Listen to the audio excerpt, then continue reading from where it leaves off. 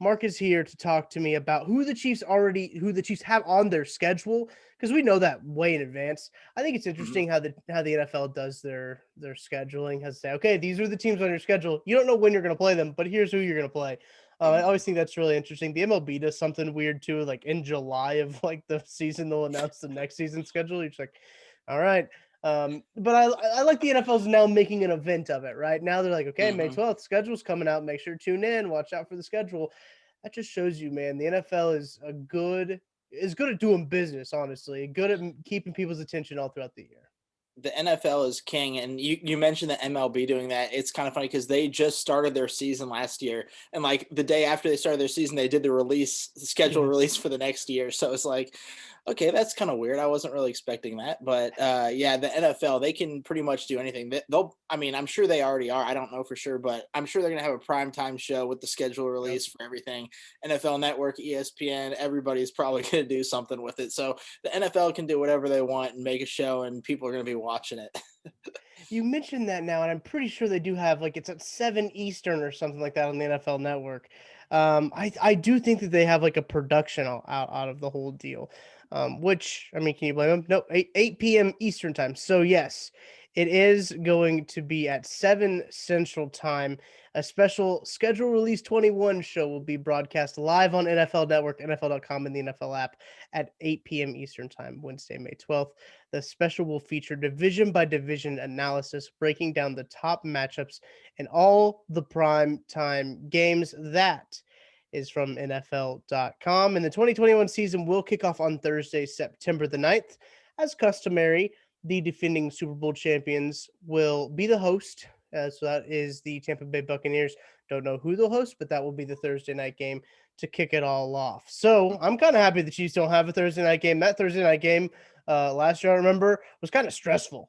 It was just like, okay, this whole off season has been building up to this very moment right here. The whole eyes of the whole world are on that game. I was like, what if the Chiefs go out and lay an egg? It's against the Texans. Texans are supposed to be pretty good this year. Turns out they Yeah. weren't. So that all worked out for the Chiefs. So what do you think of them making a whole spectacle of this? Well, it's kind of like what you said with like last year. You're kind of getting nervous about the first game and everything, and the Texans are supposed to be good. So the NFL is one of those leagues where every year is going to be different. You don't know who's going to be good, who's going to be bad. I Yeah. mean, the Lions aren't going to be good, but I mean, other than that, it's most teams kind of go up and down. But yeah, it's like, okay, who's going to be good on the schedule, who's going to be bad, and you know what?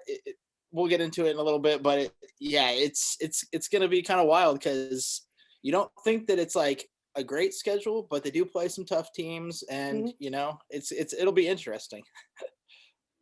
So looking at this, I think we talked about this on a previous podcast. I think I just kind of we didn't dive fully into it like we are going to today. But the Chiefs, if you don't know who their opponents are, they're obviously going to play the Raiders, Chargers, Broncos home and away. So they'll have those 6 games right there, home and away. We already know that. So I just wrote down here their home teams that they're going to face this season: the Bills, the Browns, the Cowboys, the Giants, the Steelers, the Packers. The away teams: the Bengals, the Eagles, the Ravens, the Titans, and the football team. I don't think they're getting a new name this year. I think that's next year. They're getting a new name now. I think they kicked the can further down the road, and they're gonna Yeah. deal with it later. But I'm kind of okay with football team. I think the NFL has room for one football team. I totally agree. Me and my friends were joking. They should just keep it the football team, and then we can be Hmm. like, "Man, the Chiefs are playing the football team," and there it is. You've got it. So, and I actually didn't get it yet. Me and my same three friends that were in a group chat during the Yeah. football season, we were all going to get a football team NFC East champions because they had a losing record, and it was just kind of funny. Like in the Yes. pandemic season, football team won the NFC East, but still haven't bought that shirt yet. I'm sure they'll be on sale anytime. But Yeah. looking at the schedule, the home and away, why I kind of thought that the Chiefs' schedule wasn't going to be as tough as maybe it looks like as far as rankings go. Um, the the home games seem to be the tougher games, Yeah. in my opinion. And the Chiefs usually play better at home. So, uh, of course, you can lose any game, but just seeing all those tougher games going to be played at Arrowhead Stadium, I think that lines up nicely for the Chiefs. I'm looking at trying to break down division wise who they have. So they have the NFC East, they have the AFC North. They Hmm. obviously are going to play the AFC West, and that's right. You only play two divisions, right? And Yeah. then it's filled in with strength of schedule. Basically, who finishes? Because so they got the Bills from the East who finished at the top of that because the Chiefs finished at the top of the AFC West. So I mean, you can really know who the Chiefs are going to play like a year in advance, right? And so like as soon as the season ends, the regular season ends, you can be like, okay, so you know that the Chiefs they're on a cycle. So if you saw, okay, now the Chiefs haven't played this NFC conference or NFC division in a couple of years, in 4 years, that you know that's the next one up, or they haven't played Hmm. this AFC one in a couple of years, you know that's the next one up, and then you can fill into with the placing and how all the teams shake out. Titans is another strength of schedule one, I believe here. Yep. So looking at this here, I agree with you. I think that the home games, interesting enough, are going to be the tougher games. The Cowboys have started to look good, but I found this interesting too. According to ESPN's Mike Clay, the Chiefs have the eighth worst difficult schedule. It was weirded odd, but it's the eighth hardest schedule, I guess you could say, Hmm. based on opponents that they have right now. But despite that, the Chiefs still remain the favorites at the FanDuel Sportsbook. Uh, to win the Super Bowl at plus 500 odds. So I think that's good money right there. If you put down on plus 500, you got pretty good return on investment right there.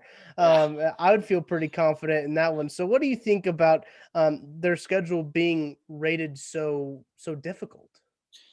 Yeah, I think it does just have to do with them having to play the division winners. Yeah. And they added the 17th game. So Hmm. adding the Packers in, that's another first place team from an NFC division. So that just adds an extra. I think that kind of bumped them up into the top 10 there, having to play the Packers. Now, we don't know what's happening with Aaron Rodgers necessarily. So Right. that could go from being a tough game, and it is a home game, but it could be going from a tough game to be in a game that looks like a pretty, easy win if Aaron Rodgers isn't on the Packers come whenever the season starts. So yeah, it'll be interesting playing the Bills at home. That'll be an interesting game. The Chiefs, didn't they beat them by double digits both time last year, so I'm not going to say I'm really too Yeah. concerned about that game, but they're climbing the ladder, so people think they might be taking that next step. Steelers, Browns, you never know what's going to happen in the AFC North. That's probably the best division. Maybe NFC West. Now that I'm thinking about it, but Yeah. in the AFC top to bottom, I think the AFC North. Yeah, they've got four solid teams there. The Bengals. They're a little rough, but I think they're going to be climbing their way back to making some noise with Joey Burrow and all those young receivers that he has. I think they're going to have a pretty good offense. We'll see if they can keep them healthy, but Yeah. it'll be a pretty good home schedule. Tough, but I think it'll be winnable. It's got a good schedule for people who like to go to the games and like to see good football teams. Hmm. Because there's some good players going to be coming into I almost said Kauffman Stadium, to Arrowhead Stadium. You've got Josh Allen, Stephon Diggs. This will be the second time they've come to Arrowhead in a calendar year. The Browns, Baker Mayfield, Jarvis Landry. Hopefully Odell Beckham is healthy by then. They got some studs on that team. Cowboys, Dak Prescott. Hopefully he's healthy and in back playing. He's always fun to watch. I like watching Dak Prescott play football. They've really bulked up on their defense too in the draft, and so I'm excited to see how that all pans out for the Cowboys. They could be pretty decent this year. Could go for that NFC East title there. The Giants as well. I mean, they've put a lot of pieces around Daniel Jones, and they've put a lot of eggs in this Daniel Jones basket. If he doesn't succeed, it's Daniel Jones' fault essentially. Is what they're what they're going for. Like, okay, you have no more excuses. If Yeah. if we're not good, it's now your fault. Yeah. That's kind of what they're going with there. And the Steelers and the Steelers, we mentioned this before, kind of joked about it. This Big Ben's going up there in age. So I'm going to be interested to see how the Steelers play this year. They started off last year like undefeated and then lost the rest of their games. So I didn't shock me that they were a first round exit to say the least. But the Packers too, Aaron Rodgers, we need to see that. The Aaron Yeah. Rodgers Patrick Mahomes matchup. That's the last one of the little candle passing, torch passing not like a candle passing. It's not like a visual or anything, but a torch passing from one generation to the next. Hopefully, well, we could get to see it 2 times a year, Yeah, yeah. but hopefully it's just this one time that we get to see it. Yeah, and I don't think we mentioned this yet, but by the time football season comes around, we might be full capacity at the stadium. True. So that's another thing. Last year, when the Browns came in the playoffs, it was a capacity limit. So, coming around this year, hopefully, we'll be able to have full capacity. I know June 1st around there is supposed to be potentially when the Royals could see an increase in their attendance as Mhm. well. So, yeah, it would be nice to see a full Arrowhead Stadium, fans jam packed, having a good time, hand sanitizing, and having a good time out there.